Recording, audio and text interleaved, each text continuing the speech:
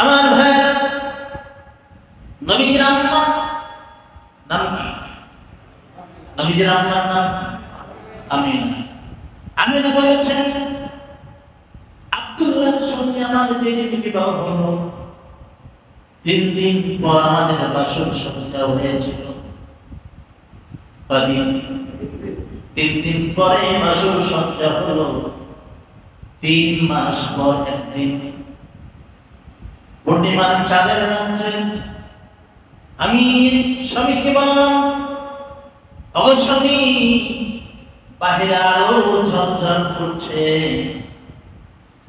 সূর্যের আলোর তাপ আছে, চন্দ্রের আলোর তাপ নাই, মিষ্টি আলো, চলুন দুইজন বাহিরে গিয়ে একটু গল্প করে আসি। সবাই ঘুমিয়ে গেছে, আমরা দুজন একটু গল্প করে আসি। আব্দুল্লাহ বললেন, চলে যাই। যারা হজ করেছেন, আবু জাহেলের বাড়ির পাশেই আল্লাহর নবীর সেই বাড়িখানা, আমিনার সেই বাড়িখানা এখনো দাঁড়িয়ে আছে, এখনো দাঁড়িয়ে আছে। এই ঘরের মধ্যে আমার আপনার দয়াল নবীর জন্ম হয়েছিল।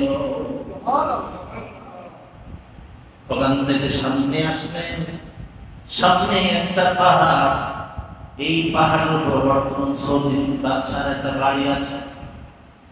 তখন বাড়ি ছিল না, পাহাড়টা ছিল বড়। পাহাড়ের নিচে 2 জন বসল। আমিনা বলছেন, আমি গো, আপনাকে আজকে কিছু কথা বলতে চাই। বলো, কি বলবে? কি বলবো? আমিনা বলছে, আমি বলবো। আপনি কিছু বলবেন না? স্বামী গো, আপনি কিছু বলবেন না? আপনি আগে বলবেন না আমি আগে বলবো? আব্দুল্লাহ বলছে, তাহলে তুমি যখন বলতে বলছো আমি আগে বলবো। আচ্ছা বলেন। ও আমিনা শোনো, আমি যখন ঘুমাচ্ছিলাম, বিবাহ করি নাই, কুমার যুবক মানুষ, ওই মুহূর্তে আমি যখন প্রচন্ড রোদের মধ্যে বাইরে যেতাম, এক খণ্ড মেঘ এসে আমি আব্দুল্লাহ আমার মাথার উপর ছায়া দান করত।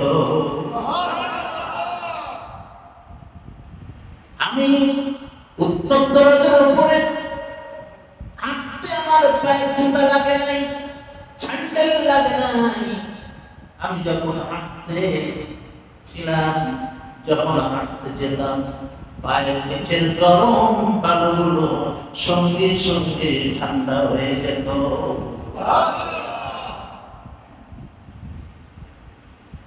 রাতের বেলা যখন একা একা বাইরে যেতাম, ওই চাঁদখানা উপরে থেকে কেমন যে আওয়াজ বের হতো, ধন্য আব্দুল্লাহ, তুমি ধন্য, ধন্য আব্দুল্লাহ, ধন্য আব্দুল্লাহ, তোমাকে সালাম। এই কাজগুলো হতো আমার বিয়েরা। আমিনা বলছেন, তাহলে আমি বলি এখন? আচ্ছা বলো। আচ্ছা, এখন কি রোদের মধ্যে বাহিরে গেলে মেঘ আপনাকে ছায়া দেয়? গরম বালু কি আর ঠান্ডা হয় না? এখন কি আপনি সালাম পান না? আমিনা বলছেন, আপনার বিবাহের আগে যেইগুলো আপনি পেতেন, আমার সঙ্গে আপনার বিবাহ হওয়ার পরে আজকে 3টা মাস, বাসর সজ্জা থেকে শুরু করে আজকে 3টা মাস, আপনার লক্ষণগুলো সব আমি আমিনা আমার মধ্যে আমি দেখতে পাচ্ছি। নবীর জন্মের ইতিহাস, নবীর জীবনের ইতিহাস, নবীর পুরা জীবনের ইতিহাস যে মাহফিলে বলা হয়, সেই মাহফিলটাই মিলাদ মাহফিল। শুধু ইয়া নবী সাল্লাল্লাহু আলাইহি ওয়া সাল্লাম বলে জিলাপি খাওয়া, ভাতের সাথে এর নাম শুধু মিলাদ মাহফিল নয়। ভুল বোঝা যাবে না। অনেক বলে বেদাত বেদাত বেদাত। নবীর জীবনী নিয়েই তো তাফসীর হয়। তাফসীর কিতাব কোনটা হয়? কোরআন দিয়েই তো তাফসীর হয়। কোরআনটাই তো নবীর জীবনী। সুবহানাল্লাহ। পুরা কোরআনটাই তো নবীজির জীবনী। نحمده ونستعينه ونستغفره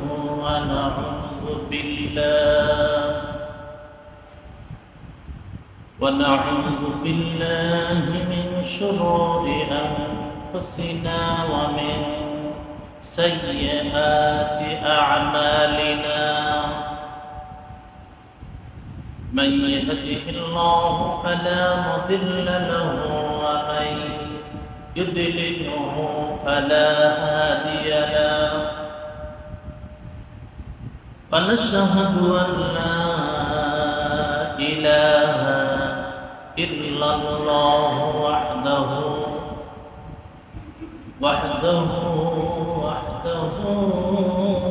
لا شريك له. ونشهد أن سيدنا ومولانا محمدا عبده ورسوله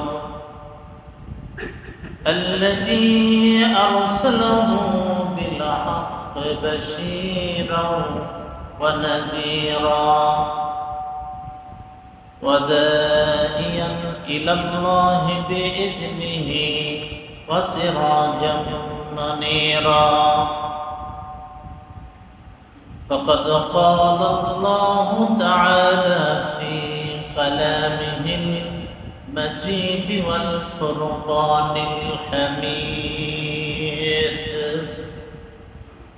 أعوذ بالله من الشيطان الرجيم. بسم الله الرحمن الرحيم. يا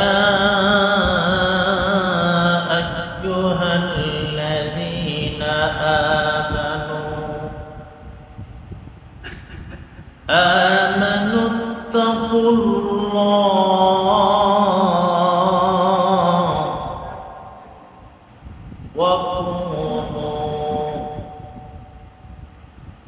وكونوا مع الصادقين.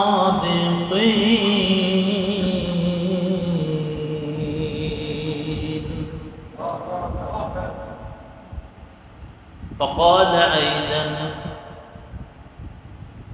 وإنك لعلى خلق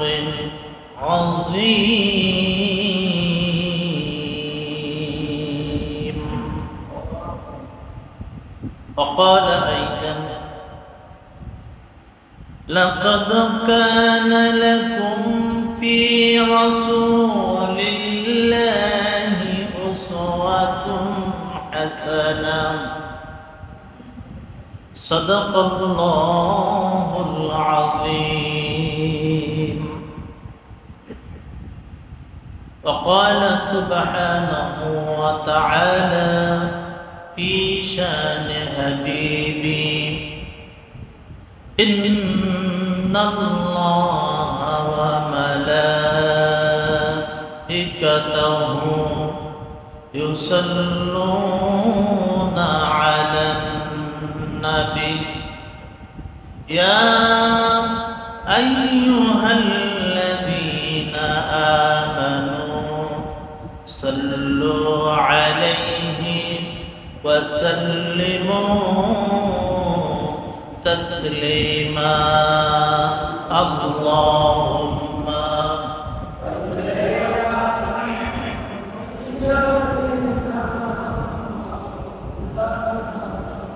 محمد وعلى آل سيدنا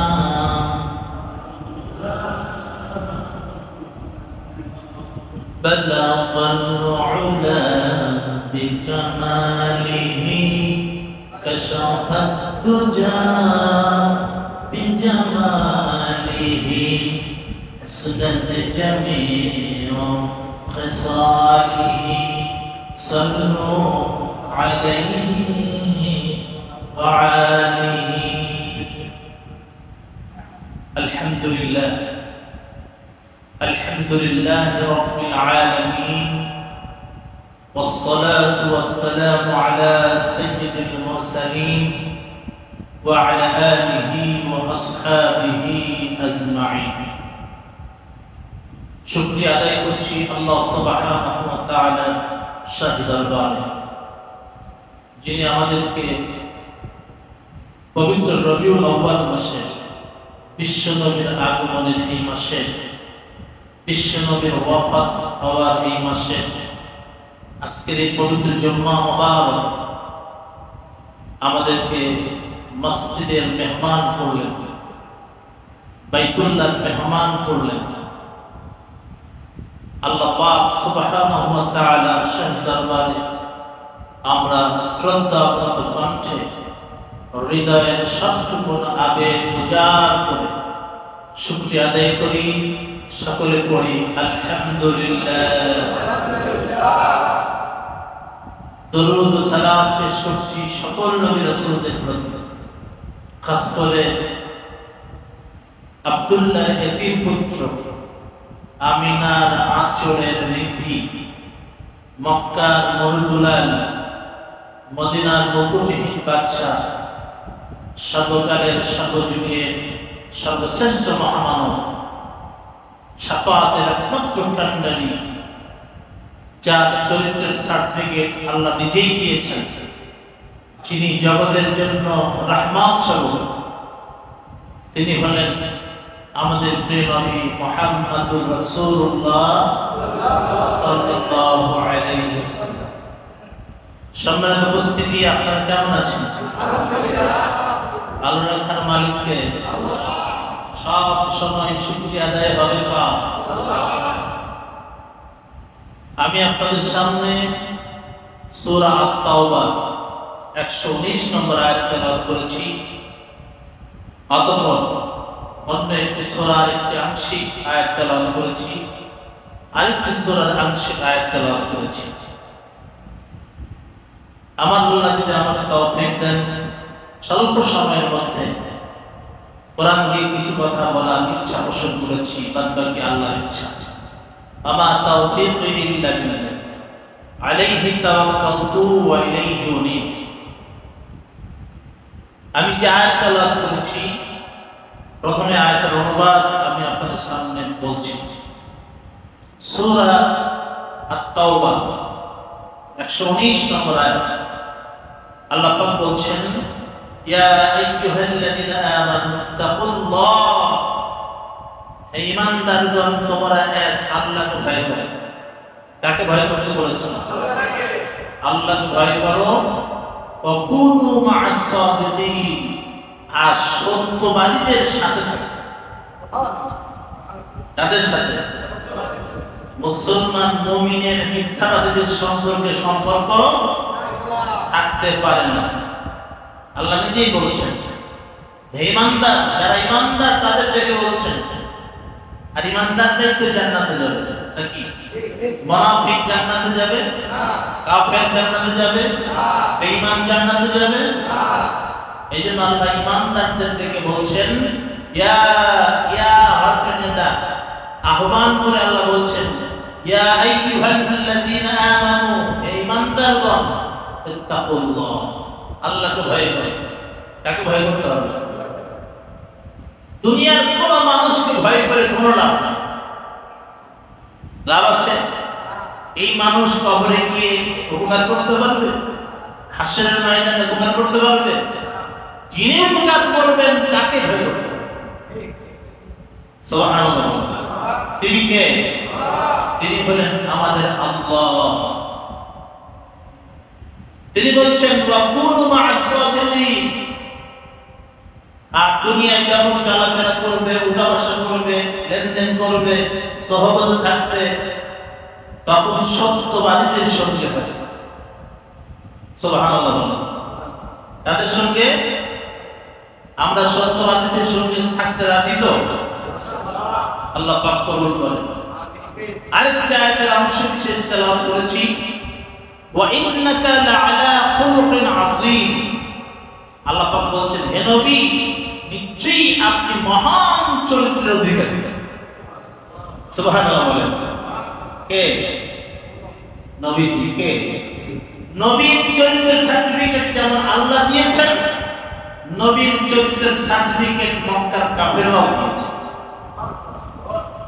আল আমিন উপাধি দিয়েছিল কারা? কাফেররাই দিয়েছিল।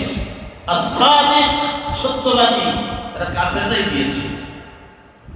আব্দুল্লাহর পুত্র মুহাম্মদ মিথ্যা কথা বলেন,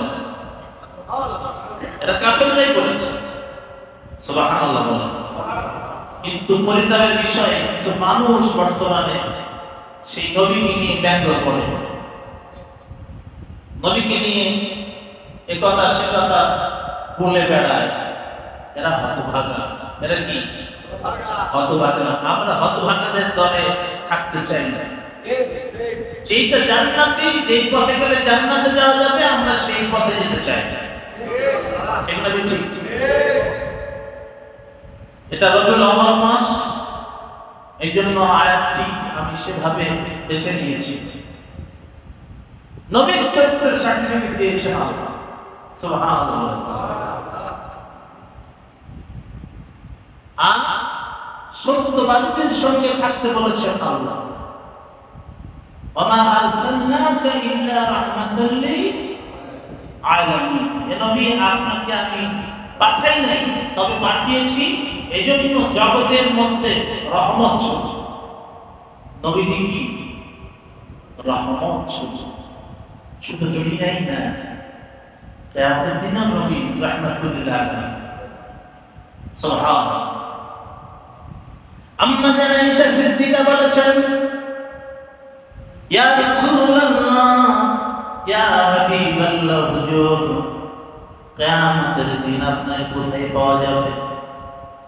আপনি তো একজন, লক্ষ লক্ষ নবী থাকবে, রাসূল থাকবে, তাদের উম্মত থাকবে, আপনি কোন জায়গায় থাকবেন? আল্লাহ নবী বলেছেন, আয়েশা, আমি যখন জানবো যে আমার উম্মত বিপদে পড়েছে, আমার উম্মত যেখানেই বিপদে পড়বে, আমি নবীর দৌড় দিয়ে সেখানে গিয়ে আল্লাহর দরবারে সিজদায় পড়ে যাব। আল্লাহকে বলবো, আল্লাহ, আমার উম্মত বিপদে পড়েছে, তুমি ক্ষমা করে দাও। তুমি না বলেছিলে দুনিয়ায় থাকতে? আমি যখন দুনিয়ায় ছিলাম, ও নবী, ও আল্লাহ, আপনি বলেছেন, ও নবী, এমন একটা দোয়া করার ইজাজত দিলাম, যেই দোয়াটা আপনি করলেন সঙ্গে সঙ্গে আমি আল্লাহ কবুল করে নেব।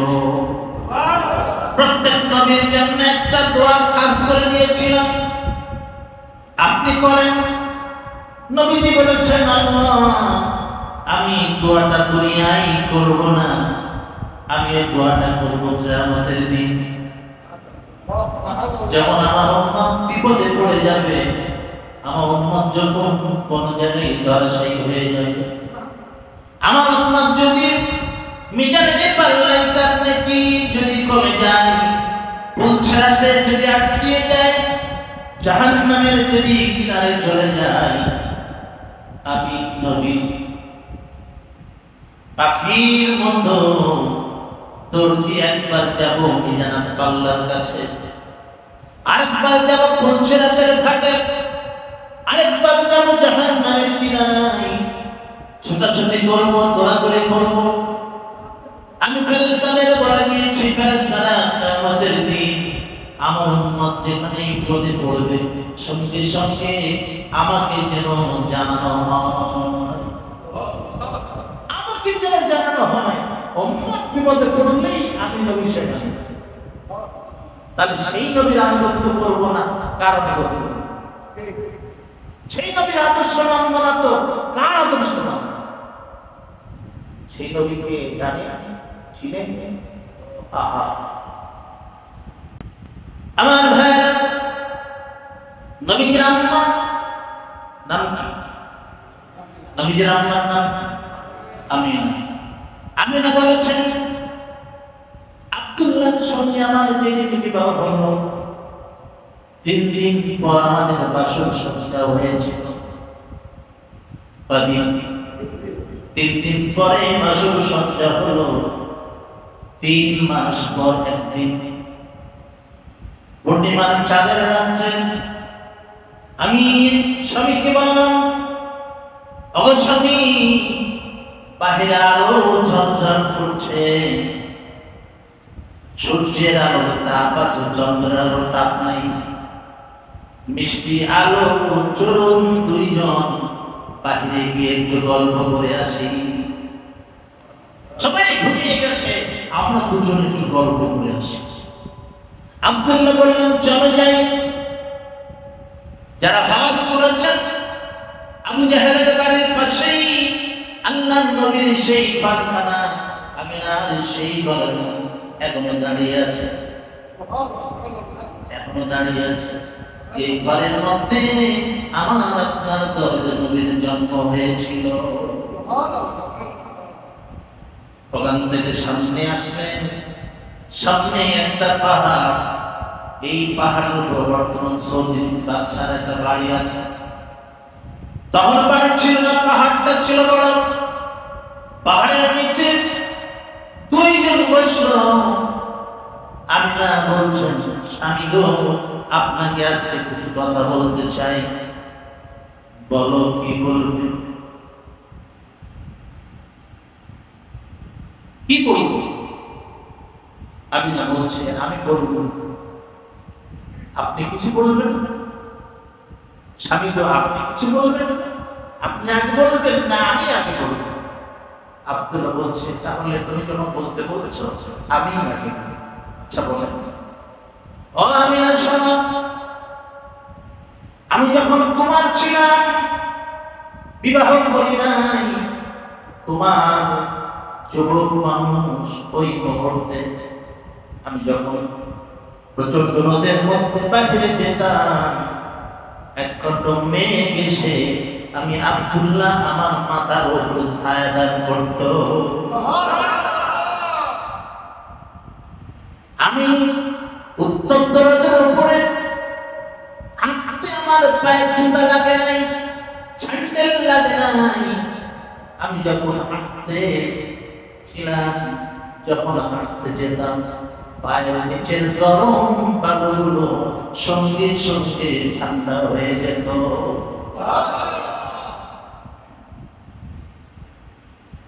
রাতের বেলা যখন একা একা বাইরে যেতাম, ওই চাঁদখানা উপরে থেকে কেমন যেন আওয়াজ বের হইত, ধন্য আব্দুল্লাহ, তুমি ধন্য, ধন্য আব্দুল্লাহ, ধন্য আব্দুল্লাহ, তোমাকে সালাম।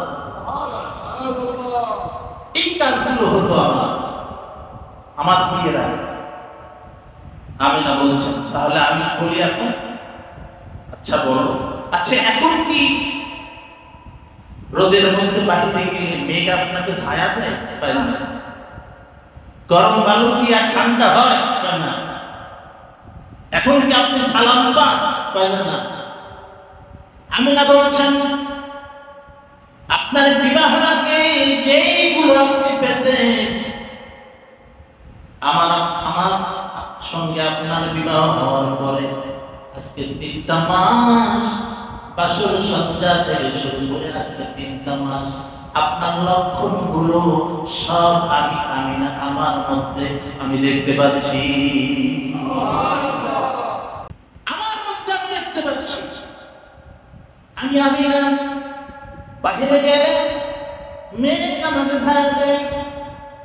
কুয়ার কাছে যদি যাই, কুয়ার তলদেশে পানি, অনেক নিচে পানি। আমি যখন কুয়ার কাছে যাই পানি তুলতে, পানিগুলো আমি উঁচু হয়ে কুয়ার উপরে একবার মুখামুখি হয়ে যায়। এমনকি কুয়া বলে, আমি না, তুমি কেন পানি নিতে এসেছো? আমাদের বললেই তো ক্যানাল করে, ক্যানাল হয়ে তোমার বাড়ি পর্যন্ত আমরা পানি পৌঁছাই না। তুমি জানো না, আমি না, তুমি জানো না, তুমি কার মা হলে চলেছ, তুমি বুঝতে এখনো পারো না, এখনো বুঝতে পারো নাই তুমি কার মা হলে চলেছ। আমার ভাইরা,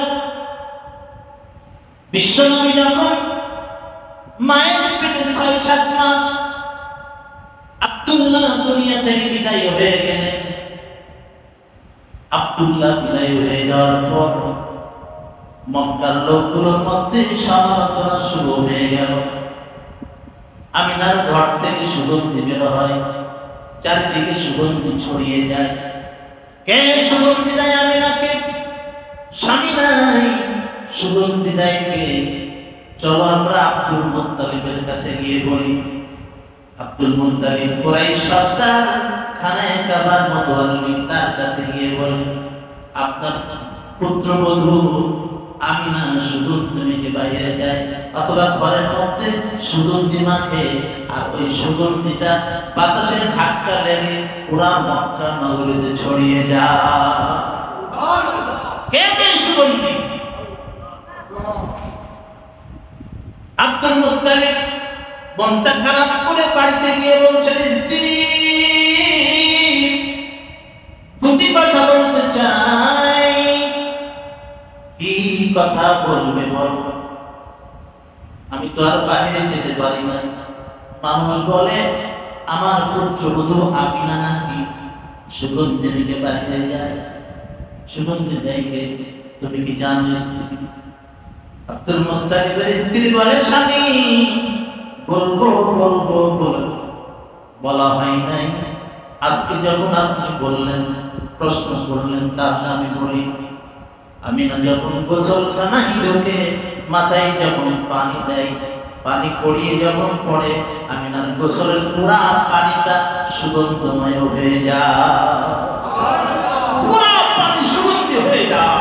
সুগন্ধি করে দেন কে? নবীর মর্যাদা। নবী আছেন আমিনার পেটে, দুনিয়া আসে নাই, পেটে থাকতেই মর্যাদা চারদিকে ছড়িয়ে গেছে। সেই নবীকে চিনি না, জানি না, বুঝি না। আল্লাহ বলছেন, ওয়ামা আরসালনাকা ইল্লা রাহমাতাল লিল আলামিন।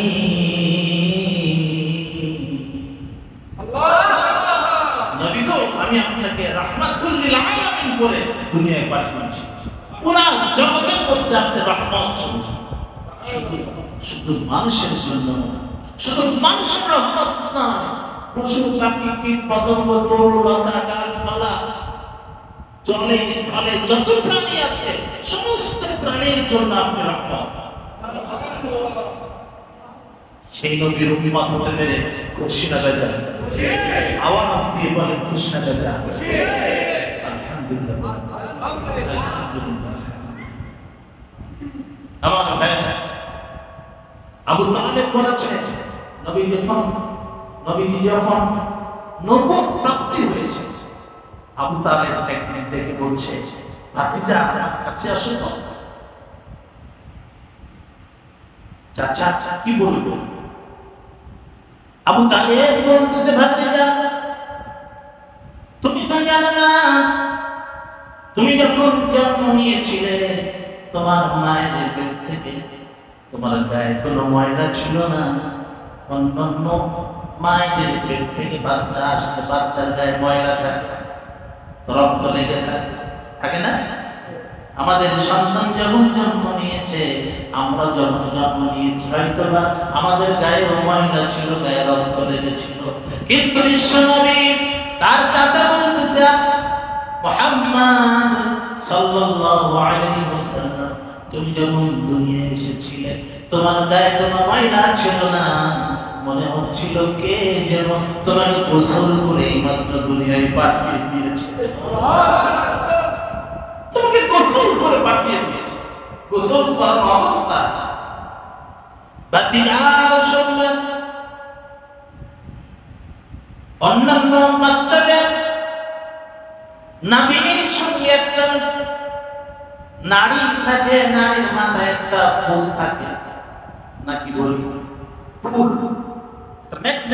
চক্ষু, এইটা নাপা রক্তগুলো শুষে শুষে ওর মধ্যে নেয়, আর নাভির পিছনে যে তার সংযোগ আছে ওর মধ্য থেকে নাভি ওই ফুলের মধ্য থেকে রক্তগুলো আস্তে আস্তে আস্তে আস্তে করে যখন বাচ্চার ক্ষুধা লাগে তখন ওখান থেকে ট্রান্সফার করে বাচ্চার পেটের মধ্যে পাঠায় দেন।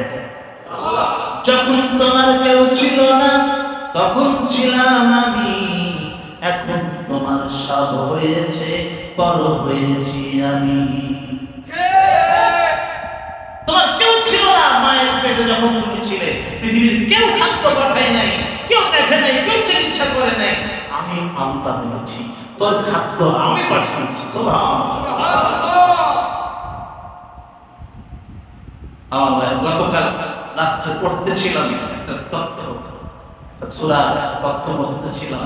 আল্লাহ পাক বলছেন, বান্দা তুমি যখন মাঠে বীজ বপন করো, জমিটা যখন চাষ করে একটা বীজ ছিটাও, ছিটায় তুই তোকে বাড়িতে চলে যাও, তোমার থেকে গাছ বের করে সুবহানাল্লাহ বলে, কেউ পাহারা দেয়, গাছ বের করে দেয়। বান্দা তুমি তো ঘুমাও, মাঝে মাঝে দিনের বেলা এসে দেখো যে গাছটা হলো কিনা, গাছটা বের করি আমি আল্লাহ, এরপরে তখন থেকে পাতা বের করি আমি আল্লাহ, এরপরে এত বড় করি, এরপরে মোড়াদা করি, এরপরে ওকে সাগর করার জন্য ওর গোড়া থেকে আবার একটা দুটা তিনটা চারটা পাঁচটা করে গাছ বের করে দিই। একটা ধানের গোড়া থেকে, এই যে এখন হাইব্রিড ধান, একটা ধানের চারা লাগালে একটা গাছ থেকে 7-8টা কুশি বের হয়ে বড় হয়, তাহলে একটা ধান থেকে 7টা যদি কুশি হয়, 7টা শীষ হলো, এক একটা শীষে 100 থেকে 150 করে ধান বানায় রাখে আল্লাহ। তাহলে সেই আল্লাহর ইবাদত করব না, মানুষের তৈরি করা আইন মেনে চলবো, হতেই পারে সেই আল্লাহর ইবাদত হবে, মাথাটা তো সেই আল্লাহর কাছে নত নত ঠিক না? ঠিক বলেন। সম্মানিত উপস্থিতি, তো বলতেছিলাম বান্দা সব দেখাশোনার ভার আল্লাহ বলে, বান্দা তুই ফজর করিস নাই, তোর খাদ্য আমি বন্ধ করি না, তুই জোহর করিস নাই, তোর খাদ্য আমি বন্ধ করি না, তুই আসর করিস নাই, তোর খাদ্য আমি বন্ধ করি না, তুই মাগরিব করিস নাই, তোর খাদ্য আমি বন্ধ করি না, তুই এশার নামাজ না পড়ে ঘুমিয়েছিস, তারপরেও তোর খাদ্য আমি বন্ধ করি না। আমি চেয়ে চেয়ে দেখি আমার বান্দা আমার কাছে ফিরে আসে না, আমার বান্দা আমার কাছে ফিরে আসে না। যদি ফিরে আসে, আমি আল্লাহ আমার কুদরতি হাত ওর বান্দার উপর দিয়ে ওর গুনাহগুলো মাফ করে দেব। আমাদের আল্লাহ, তিনি আমাদের আল্লাহ, তিনি আমাদের আল্লাহ, সবচেয়ে দয়াল কার বেশি আছে? সকল বস্তু সেই আল্লাহই বলেছেন তার নবী সম্পর্কে, ওয়া ইন্নাকা লাআলা খুলুকিন আযীম, ও নবী আমি আপনাকে জগৎ বাসীদের উপরে উত্তম মহান চরিত্র অধিকারী বানিয়েছি। সুবহানাল্লাহ। নবীকে মক্কার লোকরা কবি বলতো, জাদুকর বলেছে, আবার মাঝে মাঝে পাগলও বলেছে। আর আল্লাহ কি বলেছেন? ওয়া মা সাহিবুকুম বিমাজনুন, তোমাদের সাথী পাগল নয়, তোমাদের সাথী পাগল নয়। আমাদের নবী পাগল? শামাইল তিরমিজি, এই যে আলেম আছে, শামাইল তিরমিজি একটু পড়ে দেখেন, এই রবিউল আউয়াল চাঁদে শামাইল তিরমিজিতে পড়ে দেখেন নবী নাক কেমন ছিল, চুল কেমন ছিল, ভুরু কেমন ছিল, কপাল কেমন ছিল, কান কেমন ছিল, ঠোঁট কেমন ছিল, দাঁত কেমন ছিল, হাতের আঙ্গুলগুলো কেমন ছিল, চেহারাটা কেমন ছিল। যখন পড়তে যাই, যখন হাদিসটা পড়ি, তখন মনে হয় একটা কাল্পনিক চরিত্র সামনে চলে আসে, তখন মনে হয় আমার নবী এরকম ছিল, সুবহানাল্লাহ, আমার নবী এরকম ছিল। উম্মে মা'বাদ রাসূল হিজরত করার সময় উম্মে মা'বাদের বাড়িতে আবু বকর সিদ্দিক আর আমার নবী দুজন গেলেন, গিয়ে বললেন তোমাদের বাড়িতে কোনো খাবার আছে? স্বামী গেছে বকরি চড়ে, একটা ছাগল ছিল দুর্বল, হাঁটতে পারে না, একবারে দুর্বল, হাঁটতে পারে না। স্তন শুকিয়ে গেছে, দুধ নেই।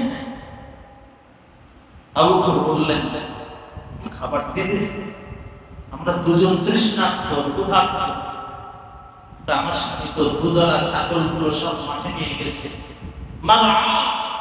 চারণ ক্ষেত্রে সুস্বাদু সুস্বাদু ঘাসের উপরে ছাগলগুলো নিয়ে গেছে ঘাস খাওয়াতে। এটা লড়তে পারে না, চড়তে পারে না, আসার সময় একটা ঘাস কেটে নিয়ে এসে ওর সামনে দেয়, ওইটাই বোঝা।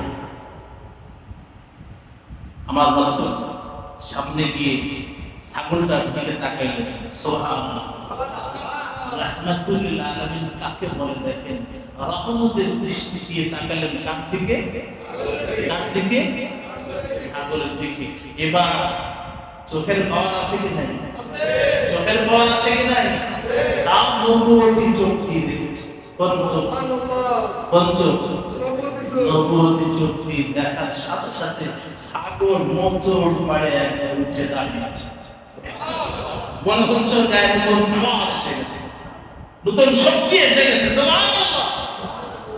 রাসূল এগিয়ে যাচ্ছে আর ছাগলের চোখ দিয়ে টস করে পানি পাচ্ছে। ইয়া রাসূলুল্লাহ, আমি সব শুনেছি আপনি ক্ষুধার্ত, তৃষ্ণার্ত। নবীজি প্রাণীর ভাষা বুঝতেন, আল্লাহ ভাষা বোঝার ক্ষমতা দিয়েছেন। আল্লাহ নবী ছাগলের গায়ে হাত দিয়ে আদর করতেছে। আপনারা করেন না? এদের খাসি 1 বছর 2 বছর পুষে যখন কোরবানি করতে যান, মায়া লাগে না? খাসির চোখে পানি, খাসির মালিকের চোখে পানি, ওই বাড়ির যে লোকগুলো আছে তাদের চোখেও পানি চলে আসে। নবীজি দেখলেন যে ওকে মা বাবা ওই ছাগলটার চোখে পানি। নবী বলছে, তুমি কাঁদছো কেন? তুমি আমাকে চেনো? ছাগল বলতেছে, আমি চিনি না মানে? আপনি তো রাহমাতুল লিল আলামিন। সুবহানাল্লাহ। প্রাণী নবীকে চিনেছে, মানুষ চেনে না। ঠিক না বেশি? প্রাণী জঙ্গলের বাঘ সিংহ। একদিন তো হালিমা বলেছে যে আমার ছাগি 2-3 বার বাচ্চা দিয়েছে, বড়টা ছাগল, পাটি ছাগল যাকে বলা হয়। এই ছাগলটা 1 দিন 2 দিন 3 দিন আমার বাড়িতে আসে। আমি আশ্চর্য হয়ে গেলাম, ছাগলটা কি বাঘ সিংহ বা হিংস্র প্রাণী ধরে খেয়ে ফেললো নাকি? এই 3 দিন নবীও বাইরে যায় না। নবীজি বাইরে তখন হাঁটাচলা করতে পারতেন, খেলাধুলা করতো হালিমার সন্তানদের সাথে, মাঠে যায় নাই। তার মানে হলো ওই সিংহগুলো, ওই বাঘগুলো মাঠে এক কিনারে দাঁড়িয়ে দাঁড়িয়ে শিশু নবী যখন মাঠে ফেলতো, ওরা অপলক নয়নে নবীজির চেহারার দিকে তাকায় থাকতো। তাকিয়ে থেকে থেকে অন্তরে স্বাদ নিত ওরা যে রাহমাতুল লিল আলামিনকে আমরা দেখতে পাচ্ছি। কিন্তু আজ 3 দিন দেখি নাই, তাই ওই ছাগলটাকে ধরে এনে আমরা খাই নাই, রেখে দিয়েছি যাতে হালিমা যাতে রাহমাতুল লিল আলামিন শিশু নবীকে নিয়ে আসে আর আমরা একটু দেখতে পাই। সুবহানাল্লাহ। সেই নবীর উম্মত হতে পেরে খুশি না যায়? খুশি না যায়? আল্লাহ আল্লাহ। উম্মে মামাদ নবীজি বললেন, একটা পাত্র দাও। আবু বকর সিদ্দিক বললেন, হুজুর পাত্র তো আমার কাছে আছে, চামড়ার মশক আছে, ওই রেখে দাও। ওনার বাড়ি থেকে একটা বড় দুধ দোহানোর জন্য একটা পাত্র আনা হলো। পাত্রটা এনে ছাগলটা এবার শক্তিশালী হয়ে দাঁড়িয়ে রয়েছে। শক্তিশালী বানিয়েছেন কে? আল্লাহ। কার কারণে? কার কারণে? নবীজির কারণে। সুবহানাল্লাহ। আল্লাহু আকবার। নবীর মর্যাদার কারণে। আমার ভাই, আল্লাহ রাসূল পাত্রটা নিচে ধরেছে, ছাগলের পাটে হাত দিয়েছে, আর আল্লাহকে বলেছে, আল্লাহ হাত দেওয়ার মালিক তোমার বন্ধু, আর দুধ দেওয়ার মালিক তুমি। আল্লাহ সুবহানাল্লাহ বলেছেন। আল্লাহকে নবী বলছেন যে আল্লাহ হাত দেওয়ার মালিক তোমার বন্ধু আমি, আর দুধ দেওয়ার মালিক তুমি। রিজিকের মালিক কে? রিজিকের মালিক নবী। রিজিকের মালিক আল্লাহ। এবার দুধের গোটায় পাটে টান দিয়েছে, দুধ পরিপূর্ণ। সুবহানাল্লাহ বলেন, দুধে দুধ পরিপূর্ণ, দুধ দহন করলো, অনেক দুধ, অনেক দুধ আদিষ্ট সৃষ্ট হয়ে গেছে, মোটা দাদা হয়ে গেছে মুহূর্তের মধ্যে। সুবহানাল্লাহ, মুহূর্তের মধ্যে। আল্লাহ সব পারে, আল্লাহ এ বিশ্বাস রাখতে হবে, আল্লাহ সব পারে। লিল্লাহি কুওয়াতু জামিআ, সকল ক্ষমতার মালিক আল্লাহ। সব দিন দিয়ে দিনের পরে রাত অনেকে, রাত শেষ হয়ে গেলে আবার দিন অনেকে, নদীর মধ্যে জোয়ার ভাটা অনেকে আল্লাহ। সুবহানাল্লাহ।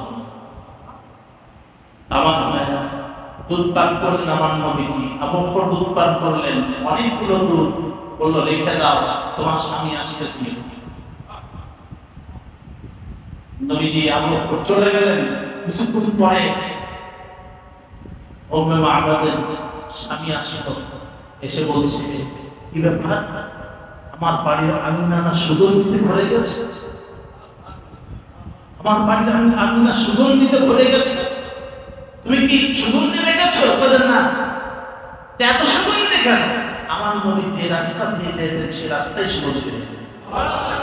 আমার নবী কোনো বাচ্চার মাথায় হাত দিলে পুরো মাথা সুগন্ধি হয়ে, আমার নবীজির খান মোবারক সুগন্ধি, আমার নবীজির পেশাব সুগন্ধি, আমার নবীজির পায়খানা সুগন্ধি, সব সুগন্ধি বানিয়ে দিয়েছেন কে? নবীর শান মান সিরাত গ্রন্থ থেকে খুঁজে বলতে গেলে কিয়ামত পর্যন্ত বলা যাবে, শেষ করা যাবে না। সম্মানিত উপস্থিতি, বলছে যে একজন ব্যক্তি এসেছিল, তার মাথার চুল এরকম, দাঁত এরকম, হাসতেছিল এরকম দেখা যায়, তো হাসতেছিল মুস্কি হাসি, তাবাসসুম, তাবাসসুম মানে মুস্কি হাসি, মুস্কি হাসি ছিল। সাথে একজন মানুষ ছিল, তার চেহারা এরকম, আর ওনার চেহারার সঙ্গে আমি কত মানুষ দেখেছি, কোন মানুষের সঙ্গে ওনার চেহারার কোন মিল পাই নাই। তারপরে আঙ্গুলগুলো কেমন ছিল? হাতে কি আংটি ছিল? হ্যাঁ, একটা আংটি ছিল। তখন ওনার স্বামী বলছেন, স্ত্রী তো ওই আকাশ এই জমিন যার, ওই মালিকের শপথ করে বলতেছি, আমার বাড়িতে যিনি এসেছিলেন তিনি সারা বিশ্বের শ্রেষ্ঠ মেহমান আমরা আজকে পেয়েছি। তুমি ধন্য, তুমি কি করেছো? ওই যে দুধ খাইতে চাইলো, দেবগত থেকে ওই যে দুর্বল ছাগলটা ধরে ধরে দহন করছে, তাই নাকি দুধ আছে? হ্যাঁ আছে, দাও দুধ খাই। দুধ এনে দিয়েছে, এত স্বাদ, জাল দিয়েছে, মিষ্টি মিশিয়েছে, না এত স্বাদ কেন? মহিলা বলতেছে, স্বাদ হবে না, স্বাদের মানুষ দহন করেছে, যে স্বাদের হাতে ছোঁয়া লেগেছে, যে সম্মানিত মুসলমান, বেলালের গায়ে সে রাহমাতুল আলামিন হাতে ছোঁয়া লাগার সাথে সাথে বেলাল পরিবর্তন হয়ে গিয়েছিল, সাহাবীরা পরিবর্তন হয়ে গিয়েছিল, খালি একটু ছোঁয়া লাগার সাথে সাথে। সেই নবী আজ নেই, কিন্তু কোরআন আছে, হাদিস আছে, তার মানে নবী কোরআন হাদিসের মধ্যে আছে। সেই কোরআনের ছোঁয়ায় যদি থাকতে পারি, হাদিসের ছোঁয়ায় যদি থাকতে পারি, আমাদেরও দাম বাড়িয়ে দেবেন, কে বাড়িয়ে দিবেন? আল্লাহ পাক জন্য এই রবিউল আউয়াল মাসে বেশি বেশি দরুদ পড়বেন, বেশি বেশি করে দরুদ পড়বেন। জুমার দিন যে ব্যক্তি 100 বার দরুদ পড়বে, জুমা এই সূর্য উদয় হওয়ার আগ পর্যন্ত 100 বার যদি কেউ দরুদ পড়ে, আর এক মাস যদি এই নিয়ম সে পালন করতে পারে, তাহলে 1 মাসের মধ্যেই কোনো একটা রাত্রে নবীর সঙ্গে স্বপ্নে তার জিয়ারত হয়ে যেতে পারে। আল্লাহ পাক যেন কবুল করেন, আমিন। আল্লাহ পাক যেন নবীর সোহবতে থাকার তৌফিক দান করেন, আমিন। সত্যবাদীদের সঙ্গী হয়ে আমাদের দেশে থাকার তৌফিক যেন আল্লাহ পাক নসিব করেন, আমিন। সকলে বলেন আমিন। আল্লাহ পাক আমাদের হেফাজত করেন, আমিন। আজকের আলোচনাগুলো আল্লাহ পাক যেন আমাদের আমল করার তৌফিক দেন। বিভিন্ন জায়গায় সিরাত মাহফিল হচ্ছে, বিভিন্ন জায়গায় সিরাত মাহফিল হচ্ছে, বিভিন্ন মসজিদে মসজিদ কমিটি ওই দিনে রবিউল আউয়ালে সিরাত মাহফিল করবে এবং শুরু হয়ে গেছে। এই পুরা মাস ব্যাপী সিরাত মাহফিল হবে ইনশাআল্লাহ। আর নবীর জীবনী আপনারা পড়বেন। সাইয়্যিদুল মুরসালিন একটা বই আছে, আর রাহিকুল মাকতুম একটা বই আছে, সিরাত ইবনে হিশাম একটা বই আছে।